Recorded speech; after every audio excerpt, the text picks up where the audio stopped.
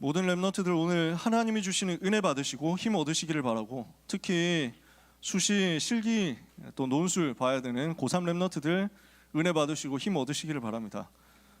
주일날 이제 토요일 주일 시험 보러 다녀야 될 친구들 많을 거예요. 고3 렘넌트들 힘 많이 얻으시고요. 영적인 힘 얻으시고 실시간으로 예배에 참여하지 못하게 되겠죠. 나중에 영상으로라도 꼭 같이 혼자서 예배 드리시면 됩니다. 시공간 초월해서 하나님이 역사하실 거예요. 하나님이 주시는 힘이, 하나님이 주시는 은혜가 나에게 임하면 어떻게 됩니까? 내 영혼이 살아납니다. 그러면서 내 지혜가, 뇌가 살아나는 거예요. 건강이 회복되는 거죠. 온몸의 건강이 다 회복되고 살아납니다. 그게 영적인 힘을 얻었을 때 따라오는 증거입니다. 하나님은 세계복음화의 문을 여시면서 이것을 위하여 필요한 경제를 주실 것이고, 이것을 위해서 필요한 모든 만남도 허락하실 겁니다. 그걸 보고 오력이라고 합니다. 나에게 영력이 임하게 하옵소서, 지력이 임하게 하옵소서, 체력이 임하게 하옵소서, 경제력이 임하게 하옵소서, 인력이 임하게 하옵소서. 그 모든 힘이 임하는 시간이 이 시간이에요. 기도하다가 예배하다가 하나님의 음성 듣다가 오늘 오력 회복하는 날 되시기를 예수 그리스도 이름으로 축복합니다. 그러면 여러분은 237 5천 종족까지 갈 수 있습니다. 237 나라 5천 미전도 종족이 있는데 여기에 언약을 전달한 겁니다. 그게 에스더예요. 물론 에스더가 살고 있을 당시에 237개 나라가 있지는 않았지. 그렇죠. 그랬을 거예요. 237이라는 말은 숫자 그 자체를 말하는 게 아니고요. 그래서 나라 하나 새로 생기면 238로 업데이트해야 되고, 나라 하나 없어지거나 통일되거나 하면 236으로 갈아야 되고 이렇습니까? 아니에요. 상징적인 겁니다. 전 세계를 말하는 거예요. 5천 미전도 종족도 마찬가지입니다. 상징적인 거예요. 숫자마다 다 달라요. 제가 여러 번 얘기했잖아요. 5천 종족이 야만 종족, 원시 부족 이런 걸 얘기하는 게 아니라니까요.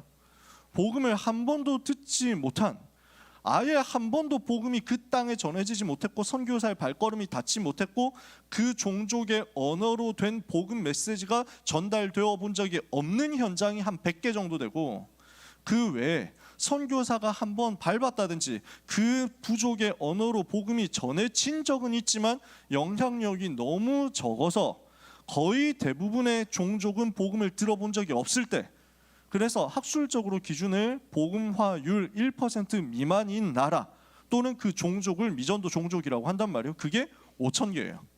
한 번도 복음을 들어보지 못한 부족이나 복음화율이 1%도 안 되는 부족, 종족.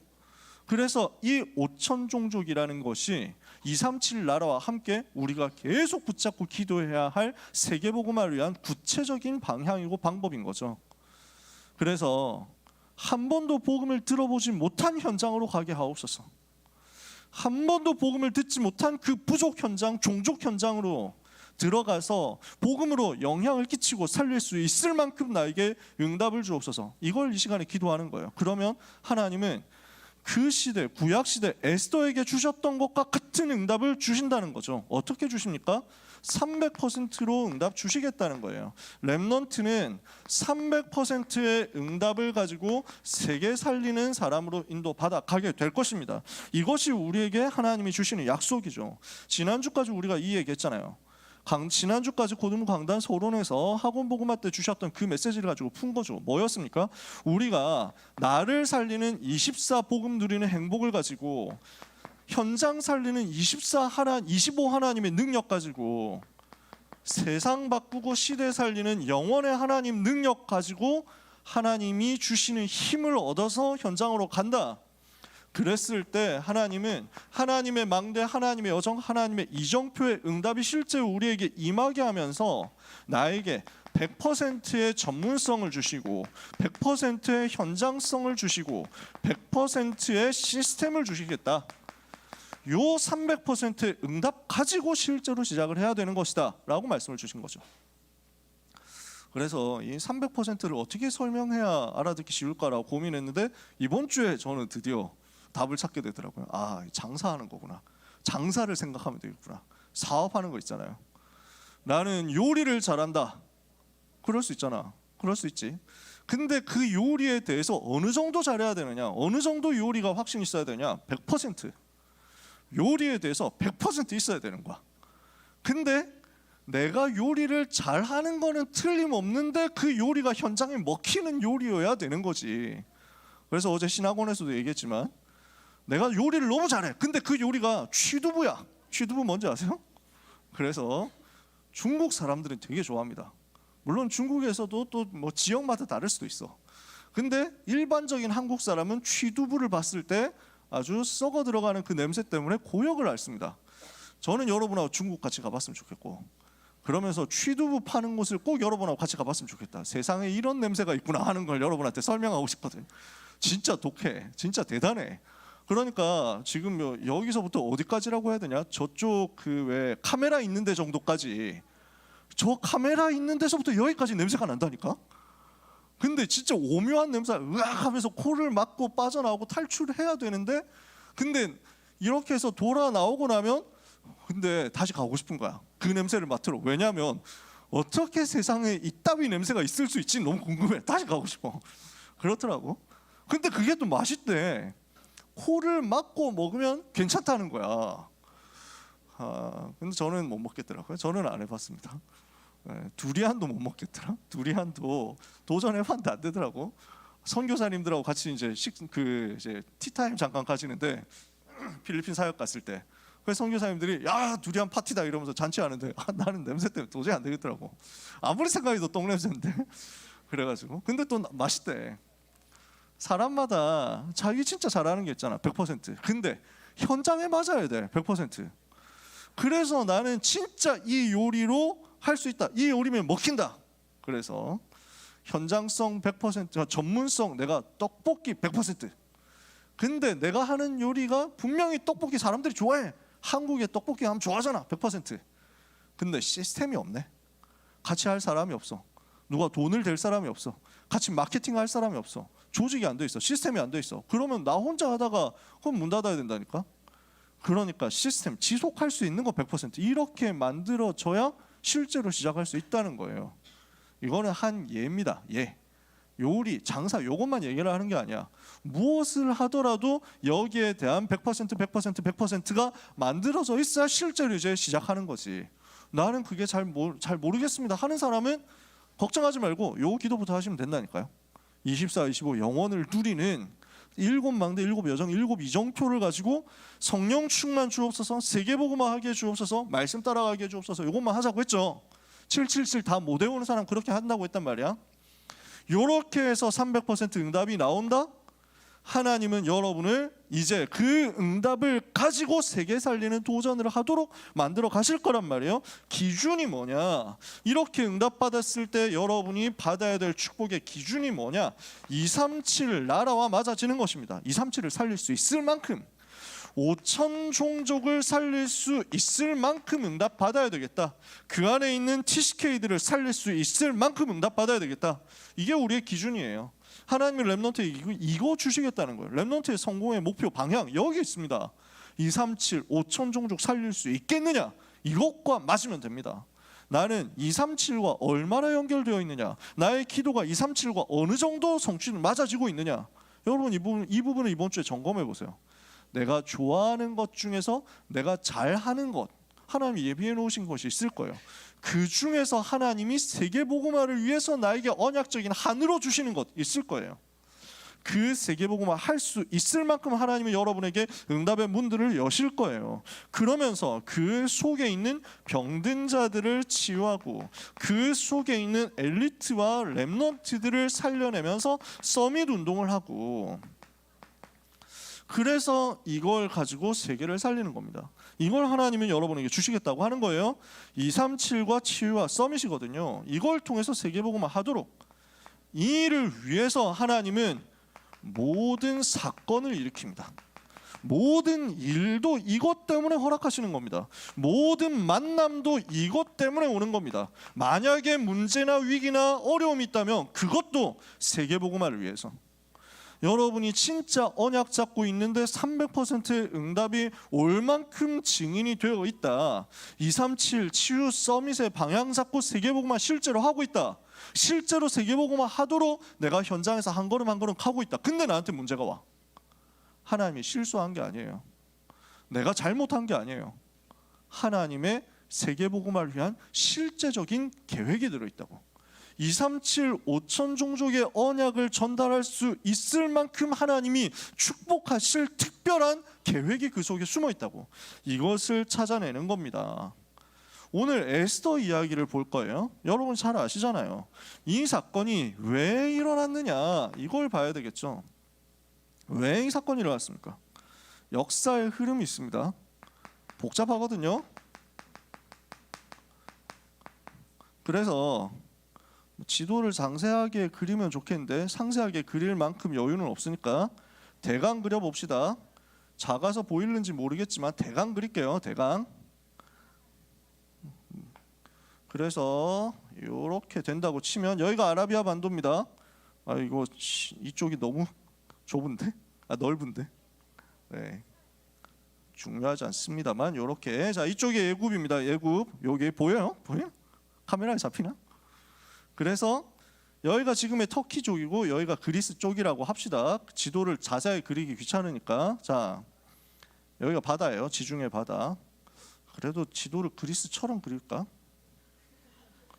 이게 디테일 병이라니까. 네, 뭐 이래 가지고 그려봅시다. 네. 그러면요, 이스라엘 나라가 여기 있어요. 여기 이 동네가 이스라엘 나라, 가나안 땅이야. 근데 복음 놓치니까 어떻게 됩니까? 여기 있던 아수르 나라가 강력해지면서 여기 북쪽 이스라엘 나라를 멸망시켰어요.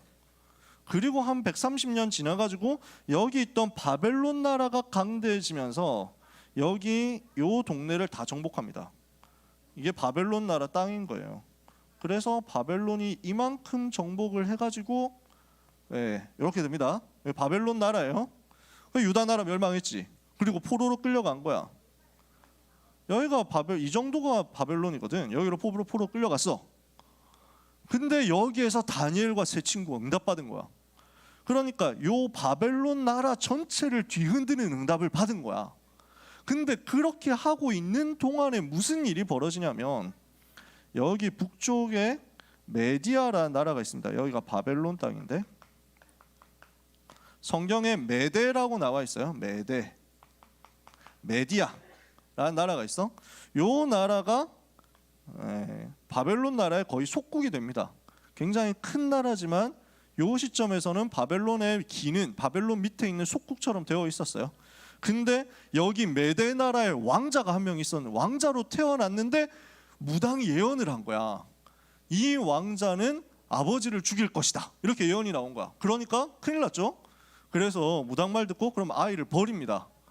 버렸는데 여러 가지 자세한 복잡한 이야기가 있지만 어찌됐건 버렸는데 그 버린 아이가 여기 가가지고 여기 바사, 이게 페르시아거든요. 우리 성경에 지금 바사라고 나와 있고 역사책에는 우리가 주로 페르시아라고 배우는데 페르시아라고 하지 왜 바사라고 했냐 하면은 원어를 보면 페르시아 사람들이 부르는 자기 나라 이름은 바르사입니다. 바르사. 그러니까 바사 페르시아라는 말은 그리스어를 영어식으로 발음을 한 거야. 그래서 그렇습니다. 여러분 관심 없겠죠. 더 이상 길게 얘기 안 할게요. 자, 그래서 여기 왕자였던 사람이 쫓겨났다가 요 동네 왕이 됐어. 바사 나라의 왕이 됐어. 그리고 예언대로 메데 나라를 정복해서 자기 아버지 죽이고 여기까지 장악합니다. 그래서 이 페르시아 나라가 이런 거대한 나라가 돼요. 그리고 다니엘 5장에 벨사살 왕이 뻘짓하고 있을 때 하나님의 심판을 하나님께서 다니엘을 통해서 알려주시잖아요. 그날 밤에 페르시아 군대가 여기를 습격하는 거예요. 그래서 이 바벨론 나라가 순식간에 멸망당합니다. 바벨론 나라는 이사야 43장의 예언대로 멸망당하고 페르시아 나라가 이런 거대한 제국이 됩니다. 그 일을 한 사람이 고레스라는 사람이에요. 성경에 고레스라고 나와 있고 역사책에는 키루스라고 나와 있습니다. 여러분은 시험 칠 사람 아니면 별 관심 없을 수도 있습니다. 괜찮아요. 그냥 듣고 넘기면 돼. 이거 쓸 필요도 없어. 아시겠어요? 관심 없는 사람 안 써도 돼요. 고레스라는 사람이 이 나라를 정복을 하면서 누구를 만납니까? 다니엘을 만나지. 다니엘은 고레스 왕 원년까지 있으니라. 다니엘 1장 21절에 거기 나오죠. 다니엘을 만나는 거예요. 다니엘에 대한 이야기를 다 들은 거야. 그래서 다니엘을 통해서 메시지를 받고 이 사람들 돌아가게 해야 되겠구나. 바벨론에 포로되어 있던 사람들 돌아가라. 자기 땅으로 돌아가도 좋다. 이렇게 명령을 내립니다. 그래서 바벨론 땅에서 돌아온 포로들이 예루살렘 와가지고 가나안 땅 다시 돌아와가지고 성전 세우고 이렇게 하는 거죠. 그 고레스 왕은 어떻게 됐냐? 굉장히 위대한 사람인데 어떻게 최후를 맞이했는지 확실한 건 없는데 그리스의 역사가, 요 동네의 역사가 헤로도토스라는 사람이 있습니다. 혹시 관심 있는 사람, 공부 열심히 한 사람 들어봤을 수도 있어. 헤로도토스라는 사람이 기록하기에는 여기까지 전쟁하러 간 거예요.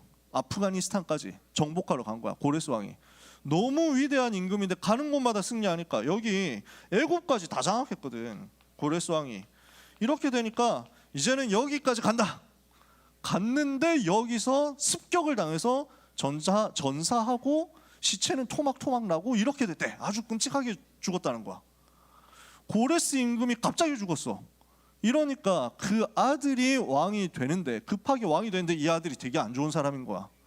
그 아들이 어느 정도 안 좋았냐 보면은 성경에 보면은 그 아들이 성전 재건 명령을 성전 재건하는 것을 중단시킵니다. 모함하는 말을 듣고. 에스라서에 보면 자세히 이 얘기가 나오거든요. 이거 설명할 시간 없으니까. 근데 거의 좀 정신 이상자에 가까운 악한 사람이었어. 그 아들이 역사에는 캄비세스라고 나오고 우리 성경에는 아닥사스다라고 나오는데 아닥사스다가 다음에 또 나오기 때문에 헷갈리니까 그냥 넘어가도록 합시다. 그래서 고레스 왕 아들이 나왔는데 그 아들이 폐악질을 부리다가 마을에서 전쟁하다가 마을에서 떨어져서 죽었어요. 죽고 나서 다음 왕이 누가 되느냐, 이것 때문에 내전이 벌어진 거야. 복잡하죠? 요 내전 끝에 왕이 된 사람이 누구냐면 다리오라는 사람이에요. 요 다리오는 또 다릅니다. 아까 다니엘과 사자굴 사건 그때 있었던 다리오하고 다른 사람이야. 역사책에는 이 사람이 다리우스 1세라고 나옵니다. 그때 다니엘과 있었던 다리오는 여기 메대 출신 사람이니까 다른 사람입니다. 요 다리오는 무슨 일을 했느냐면 다시 성전 지어라 이거 허락을 해준 거예요. 성전을 그래서 다시 짓습니다. 그리고 이 사람이 정복전쟁 더해가지고 아버지 원래 다리오 왕은 고레스 왕의 사위거든. 그래서 장인어른이 하지 못했었던 애굽 정복까지 다 합니다. 이집트까지 정복해요. 그러고 나니까 남은 동네가 어디냐, 여긴 거야. 그리스 정복하러 간다. 정복하러 갔어. 될 줄 알았어. 근데 아테네한테 깨진 거야. 그 전투가 그 유명한 마라톤 전투 들어봤어요? 그래서 이 전투에서 그리스가 우리가 이겼다 이렇게 해가지고 마라톤에서 뛰어와가지고 전파하고 죽었다며. 그래서 마라톤 경기 지금 한다며. 그 마라톤 전투에서 패배합니다. 그러고 나서 다리오는 울분에 쌓인 채로 죽었어요. 위대한 임금인데 이 그리스한테 깨져가지고 화가 나가지고 그 상태로 죽었어. 그 아들이 왕이 됐습니다. 그 아들이 누구냐? 역사에는 크세르크세스라고 나와 있고 우리 성경에 아하수에로라고 나와 있는 에스더의 남편이 되는 그 사람이에요. 이해가 돼요? 지금 빌드업을 이렇게 하는 거야. 지금까지 몰라도 되는데 대강 흐름이 이렇다고. 요 아하수에로가 왕이 되자마자 그래서 무슨 생각을 하냐면 그리스 이 자식들 복수할 거야 이 생각을 하는 겁니다. 우리 아버지의 원수 우리의 자존심에 스크래치를 내? 그럼 그리스는 요거만 조그맣잖아요. 페르시아 나라 이만큼 크니까 그냥 단번에 깰 수 있다고 생각한 거야. 근데 아버지 때 졌던 게 너무 빡치니까 어떻게 생각했냐면 온 나라 군대를 다 끌고 가가지고 왕의 위엄을 보여주겠다. 페르시아 왕의 위엄, 샤한샤라고 하거든. 페르시아 왕은 왕중왕이라는 말이에요. 왕중의 왕의 모델을 모범을 그림을 보여주겠다 하면서 온 나라의 군대를 다 모으고 여기 쳐들어가겠다라고 생각을 한 거야. 이렇게 해가지고 뭘 하느냐면 잔치를 엽니다. 즉위하자마자 3년 동안 준비를 한 다음에 즉위하고 나서 왕 되고 나서 3년 만에 잔치를 크게 열었어요. 이유는 뭐냐? 전쟁하려고. 여기 전쟁을 하려고 하니까 여기 있는 지방 귀족들 다 모아가지고 니네 병사 내놔 이렇게 해야 될 거 아니야. 니네 가문의 병사 다 갖고 와. 우리 전쟁해야 돼. 이거거든. 그러니까 민심을 좀 얻어야 되잖아. 그래서 잔치를 크게 열고 총동원령을 내린 거야. 그 잔치를 하는데 잔치니까 술이 엄청 취한 거예요. 그래서 술 취해가지고 왕비 보고 나와서 술 좀 따르세요 이렇게 명령을 합니다. 술 따라라 이렇게 한 거예요. 와스티라는 사람이에요. 왕비가 예쁘니까 자랑도 할 겸 해가지고 한 거야. 근데 사실은 이제 유 목사님은 이걸 보고 와스티가 술 취해가지고 자다가 못 나갔다 이런 식으로 얘기를 하시는데, 그렇게 얘기하시는 거는, 그런 해석은 제가 처음 봤습니다. 네. 아마 그거는 사실이 아니었을 가능성이 높다. 어떤 성경학자도 그렇게 해석하지는 않거든요. 굉장히 독창적인 해석인 건 틀림없다. 대체로 성경학자들은 뭐라고 해석을 하느냐면 둘 중에 하나일 것이다. 하나는 법에 맞지 않기 때문에, 법도에 맞지 않기 때문에. 원래 이 당시에 이 동네 잔치가 남자 잔치, 여자 잔치 구분해서 하는 거였대요. 그러니까 남자들이 하고 있는 잔치에 여자가 가면 안 되는 거래. 법으로 그렇게 돼 있대. 나는 법을 어길 수 없다. 왕이라도 왕비라도 법은 지켜야 된다. 이런 마인드였을 수 있다. 두 번째는 그 당시 잔치가 아주 음란한 것이었을 가능성이 있다. 그래서 음란한 짓을 술 취해가지고 함부로 해서 나와서 막 하라고 하니까 나는 그런 거 할 수 없다라고 했을 수 있다. 그래서 아무튼 와스티라는 사람은 굉장히 정숙하고 머리가 좋은 사람이었을 가능성이 높다라고 성경학자들은 보통 해석을 하더라고요. 진실은 저 너머에 어디 있는지는 알 수가 없지만 나중에 천국 가면 우리는 확인해 볼 수 있는 내용들입니다. 몇 가지 우리 궁금한 것들이 있으니까 천국 가서 알아보기로 하고요. 아무튼 간에 이 잔치를 벌여서 뭐 이래가지고 흥을 돋우려고 했는데 와스티 때문에, 아수에로 왕 입장에서는 와스티 때문에, 왕비 때문에 흥이 다 깨진 거야. 너 때문에 흥이 깨졌으니까 책임져 이렇게 하면서 막 이렇게 빡친 거야. 그래서 왕비 폐위 이렇게 시킨 거야. 왕비를 폐위시키고 그리고 전쟁 나갑니다. 에라이 이러면서 막 왕비 너 나와 아웃 뭐 이러면서 전쟁 나갔습니다. 육군으로 해군으로 쳐들어갔는데 육군은 여기에서 그 유명한 테르모필레 전투라는 전투에서 스파르타 군대 300명 하고 싸우고, 뭐 그게 그때 스파르타 300명하고 싸운 임금이 아하수에로 에스 남편이라고. 아직 에스도 안 만났습니다만. 근데 여기서 겨우 간신해가지고 아테네 이 300명 쓰러뜨리고 여기까지 가서 아테네 점령한 것까지는 좋았는데 아테네 사람들은 이미 배 타고 다 나왔어요. 그래서 살라미스라는 곳에서 전쟁 벌어졌는데 살라미스 해전에서 아테네가 이기고 페르시아가 깨져. 그걸 이 아하수에로 왕은 이건 분명히 이기겠지 이러면서 그 바닷가에 옥좌를 갖다 놓고 이제 막 부채 붙이면서 이렇게 해가지고 구경하고 있었는데 자기 눈앞에서 비참하게 깨지거든. 이러니까 엄청 낙심에 빠진 겁니다. 이럴 수가, 부들부들 해가지고 전쟁에 지죠. 그러고 나니까 허무해진 거야. 공허해집니다. 사람이 멍해져. 아하수에로라는 사람이 보면요, 감정 조절이 잘 안 되는 사람이야. 이 사람이 아주 격정적이야. 이래가지고 막 간다 할 때는 우악 했다가 안 되네 이래가지고 푹 이렇게 꺼진 거야. 지금 이게 꺼진 상태가 됐어. 그래서 야 어떡하냐 이러다 보니까 이제 누구 생각나냐면 와스티 생각나는 거야. 그때 안 보낼 걸 이 생각이 드는 거야. 허무해지니까. 근데 그때 와스티를 잘라야 됩니다라고 적극적으로 주장했던 신하들이 있었거든. 근데 그 신하들이 이 사람 다시 돌아온다 그러면 어떻게 되겠어요? 자기들 위험하겠지. 새로 왕비를 뽑으시지요 라고 하게 됩니다. 그럴까? 해서 뽑힙니다. 누구요? 그게 에스더라고요. 자, 복잡한 얘기했습니다. 지금 많은 사건들이 있었어. 수많은 사건들이 있었어. 다 잊어버려도 돼요. 지금 왜 이렇게 길게 쓸데없는 얘기를 했을까요? 모든 사건 속에는 하나님의 계획이 있다고. 지금 세계 역사에서는 여기 있었던 요 전쟁들, 전투들 굉장히 중요하게 생각합니다. 그래서 뭐 살라미스 해전 이거 뭐 엄청 유명해. 세계 역사 열심히 공부하는 사람들한테는. 근데 하나님의 입장에서 봤을 때는 그 수많은 전쟁, 그 수많은 전투, 그 수많은 내전들, 왕의 계승들, 누가 왕이 되느냐 했던 복잡한 싸움들 다 별로 안 중요해. 이유가 뭐 때문에 하나님이 이걸 사건을 허락하셨냐고, 허용하셨냐고. 237 5천 종족 살려야 되는데 이를 위해서 렘넌트가 왕궁으로 들어가서 왕을 움직이게 돼야 되니까 이 수많은 사건들이 벌어진 거야. 아시겠어요? 이 모든 일들의 이유가 뭐냐? 첫 번째, 다니엘과 세 친구가 세계복음화 하라고. 두 번째, 이제는 다니엘과 세 친구 시대 이후에 한 거의 몇십 년 지났거든요.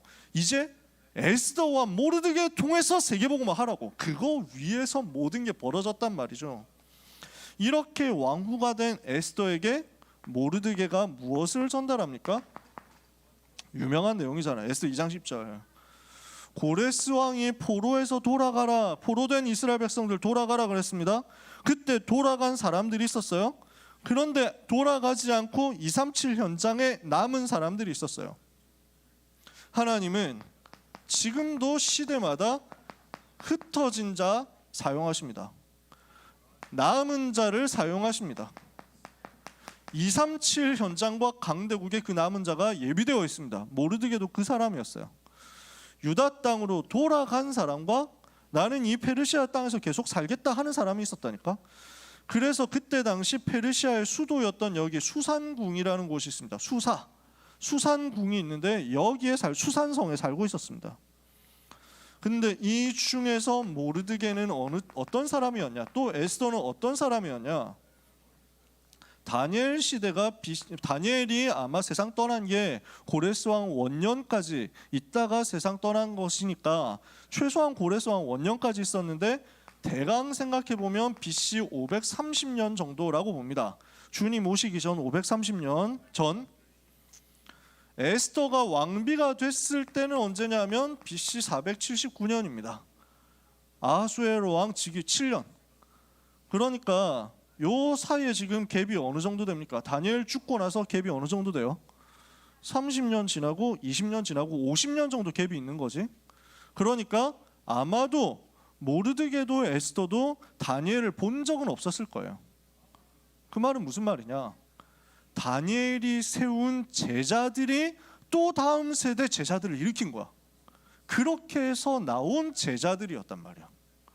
제자가 제자를 낳고 그 제자가 또 다음 제자를 낳아서 언약의 패턴을 전달했는데 그 패턴을 전달받은 사람이 모르드게였고 에스더였다, 그 얘기예요. 그러면 이 모르드게는 요 제자로서 어떤 사람이었냐? 왕궁에서 일하는 공무원이었어. 어제 또 중요한 공무원 선교대회 메시지 받고 했습니다만 300% 응답을 제대로 받은 공무원이었어.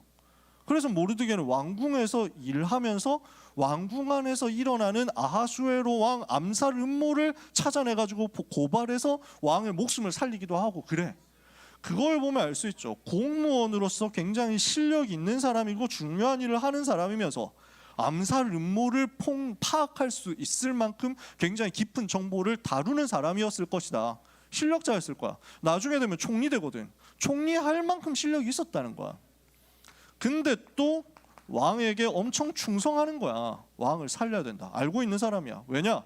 하나님이 왕과 왕궁 살려서 세계 살리라고 나를 여기에 보내셨구나 하는 거 알고 있는 사람, 믿음의 사람이니까. 그런데 이 모르드게가 훈련시키고 양육한 딸 같은 사촌 동생이에요. 그게 에스더예요. 모르드게가 사촌 오빠거든. 사촌 동생 에스더입니다.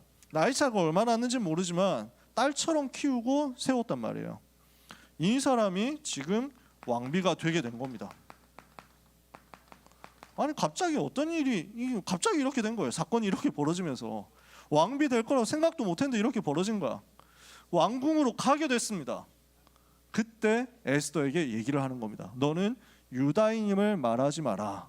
왜 그럴까요? 왜 그랬을까요? 모든 일에는 하나님의 계획이 있다. 왜 왕비가 되는 일이 갑자기 벌어졌겠냐? 왕비 될 거라고 생각했겠어요? 안 했단 말이야. 근데 왕비가 되는 일이 벌어졌어. 하나님 계획이 있다.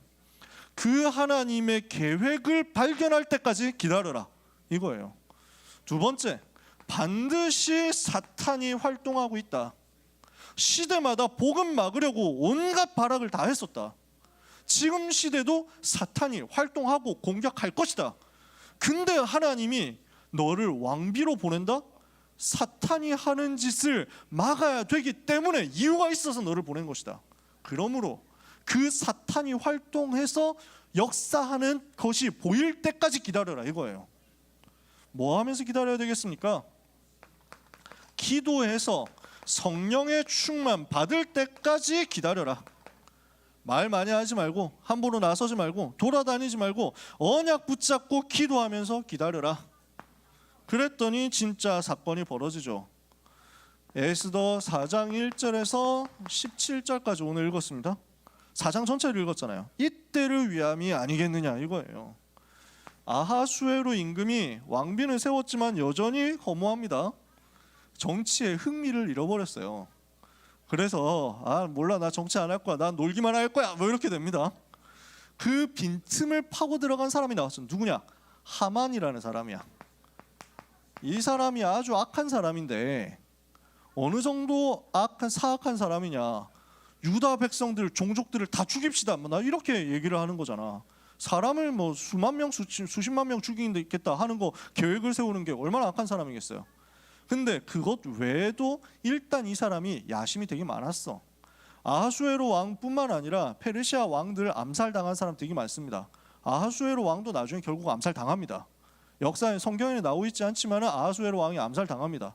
그 아들 아닥사스다가 왕이 되면서 느헤미야, 에스라 같은 사람을 사용해가지고 또 중요한 세계복음화 일이 이루어지도록 하는데 그 얘기는 나중에 기회 되면 또 나올 수 있겠죠. 하만이라는 사람도 아마 나름 그런 계획이 있었을 가능성이 저는 있다고 생각해요. 왜냐하면 자기가 왕처럼 행동해. 왕이 있는데 왕처럼 행동해. 그러면 아주 교만하다는 거잖아.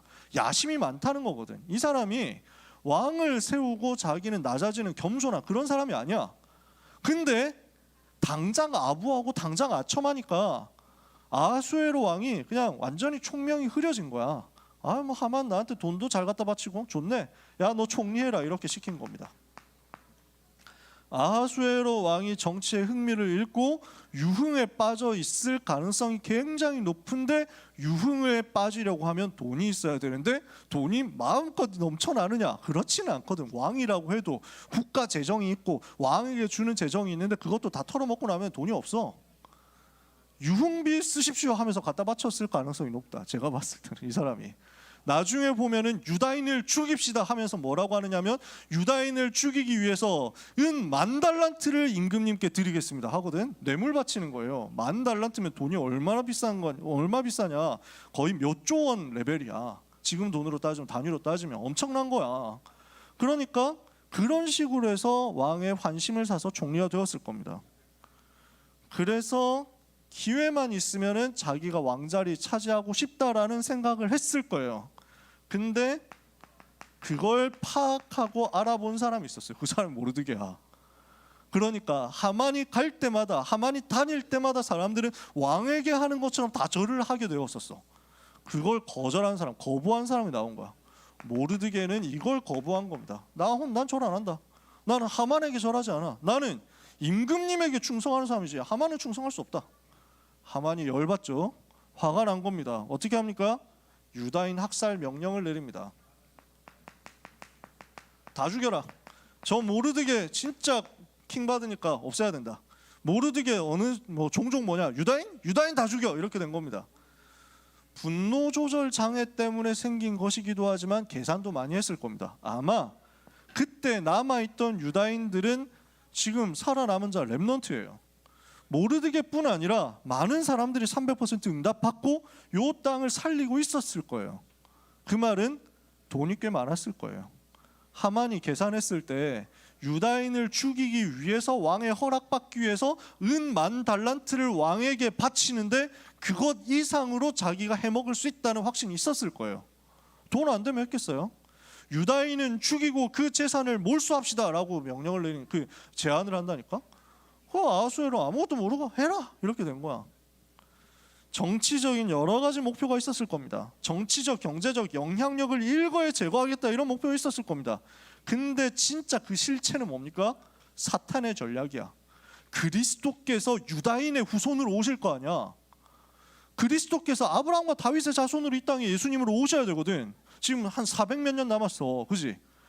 그러면 이걸 두고 지금 사탄은 뭘 하겠냐고 하면 여기서 유다인을 다 죽여버리면 그리스도 못 오는 거 아니야? 이렇게 생각을 한 거죠. 사탄의 목표가 뭐예요?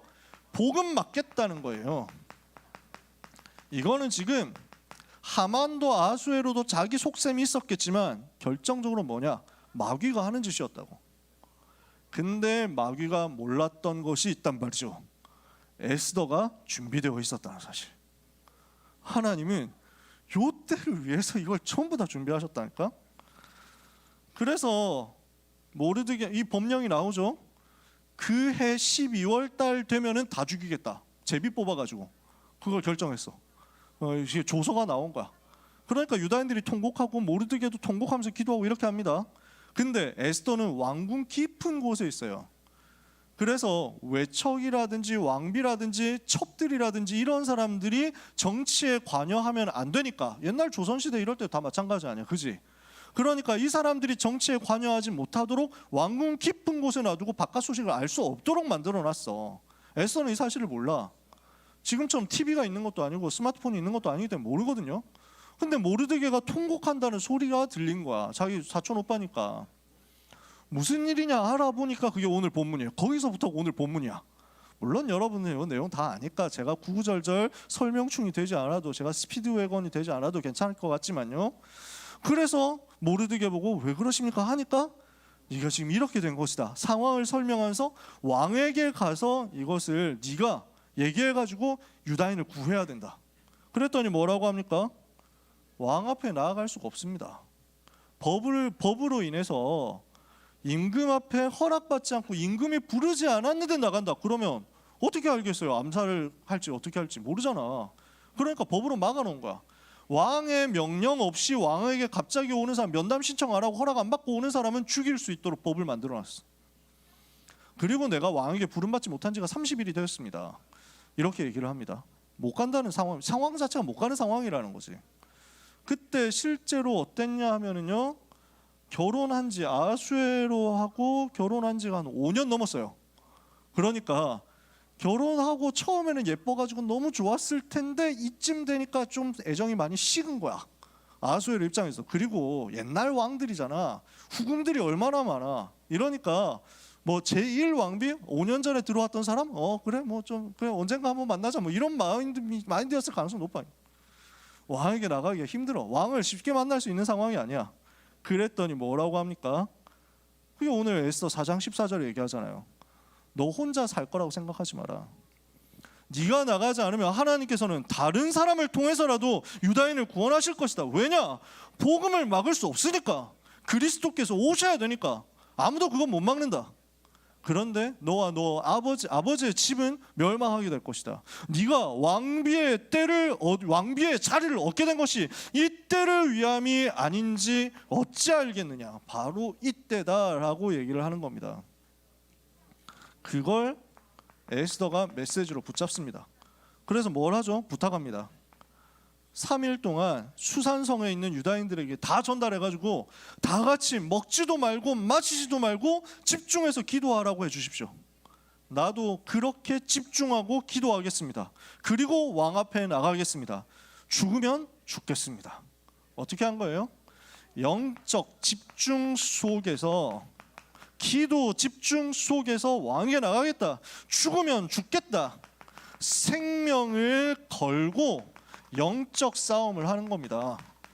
지금 유다인 목숨을 구하는 싸움 같지만 그리스도께서 오셔야 되기 때문에 영적 싸움을 하는 거예요. 사탄의 목표와 전략을 무너뜨린 영적 싸움을 하는 거예요. 그랬더니 어떻게 됐습니까? 결과는 잘 아시잖아요. 성령께서 역사하셔서 하만이 꺾이고 하만이 죽임당하고 유다인은 구원을 받고, 유다인의 대적들이, 원수들이, 유다인 평소에 죽이려고 했던 그 원수들이 오히려 죽임당하는 역전의 역사가 벌어지죠. 유다인은 구원받고 승리를 얻었고 모르드게는 총리가 되었습니다. 사탄의 전략이 완전 무너진 거죠. 이 승리의 역사가 페르시아 전체 지역에 다 전달된 겁니다. 온 나라에 그 안에 있는 모든 민족에게 다 전달됐어요. 그게 불임절이에요. 그게 오늘 지금 메시지입니다. 자, 오늘 뭐 적을 거는 많이 없는데 이미 뭐 본론 끝났기 때문에 이미 적은 분들한테 미안하지만 적은 별로 없어요. 그냥 다 이야기야, 그지? 이야기로 이렇게 나온 거야. 그러면 오늘 여기에서 찾아내야 되는 게 뭐냐고. 300% 응답 받을 만큼 여러분이 이 기도 속에서 승리하고 있으면 하나님은 237 5천 종족을 살리도록 하실 것인데 그 일을 위해서 사건, 일, 문제, 만남 다 올 거다. 그러면 그때 어떻게 하면 되느냐? 여러분이 언약 잡고 생명건 영적 싸움 하도록 영적 집중을 하고 있으면 됩니다.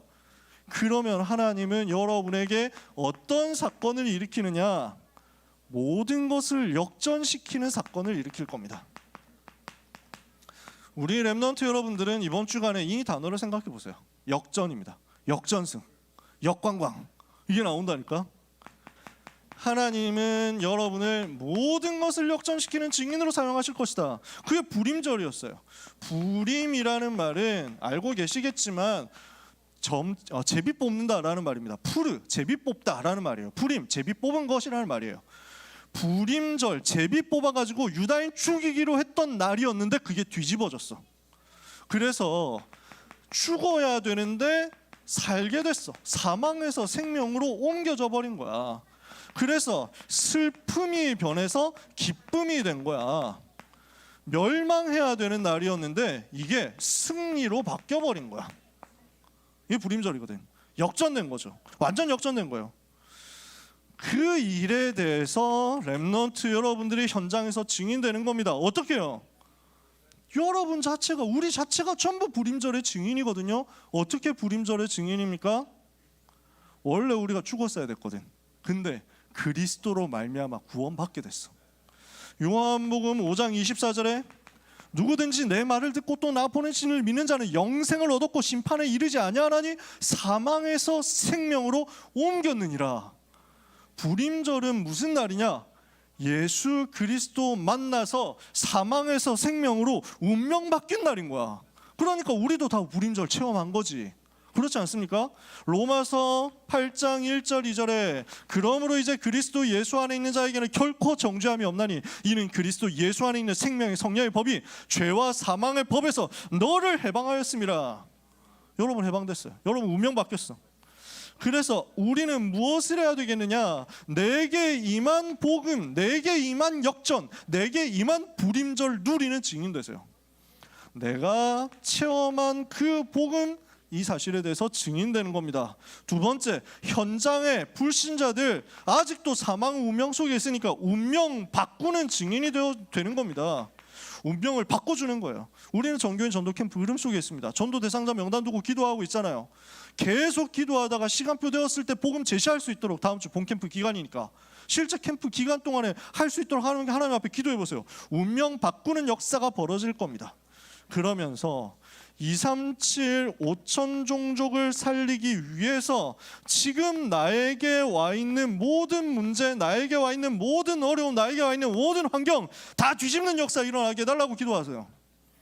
오늘 우리 문희가 포럼했잖아요. 근데 증인될 거예요. 가정에, 가문에 혹시 지금 나는 불신자 가정이다 이런 사람 있습니까? 우리 집에 아직 제사 지낸다 이런 사람 있습니까? 잘했어. 불임절 역사 일어나는 거야. 뒤집어 버리는 거야. 어떻게 사망으로 향하던 우리 집이 생명으로 뒤집어졌는가? 에스더 한 사람 때문에 불임절 역사 일어났는데 문희 한 사람 때문에 가문에 불임절 일어나는 거지. 생각해 보세요. 여러분 통해서, 여러분 한 사람 한 사람 통해서 그 일이 벌어진다고. 와 있는 문제 심각한 거 있습니까? 와 있는 어려움 있습니까? 이번 주에 불임절 역사 일어나게 하옵소서 기도하세요. 하나님은 증거 주실 거예요. 사탄의 전략 완전 역전시키는 증인 될 거예요. 그래서 이걸 두고 내게 와 있는 모든 실패와 내게 와 있는 모든 문제를 다 뒤집어 버리는 영적 집중 속으로 들어가라. 그러면 여러분한테는 증거가 나올 거거든요. 그 증거를 작품화해라. 불임절이라는 절기로 만들었잖아. 작품화를 한 거야.